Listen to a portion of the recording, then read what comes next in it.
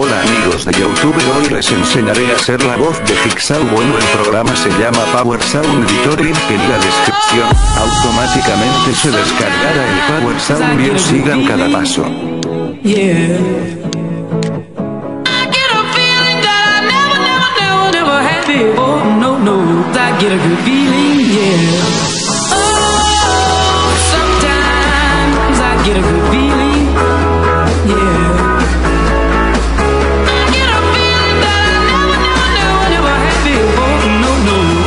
Presionamos donde dice open así.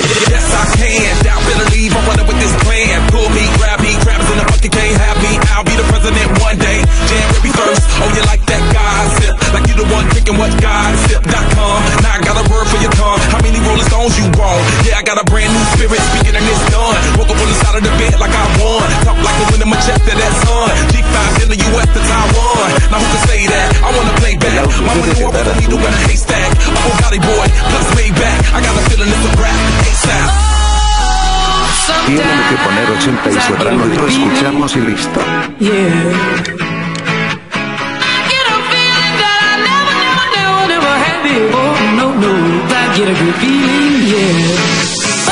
Perdón que ustedes no los puedan oír, es que tuve un problemita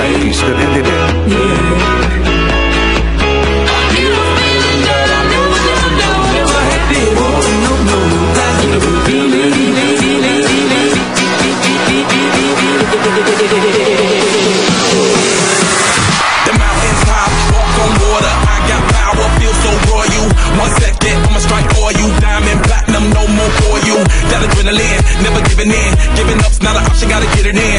Witness, I got the heart of 20 men. No fear, go to sleep in the lion's den. That glow, that spark, that crown.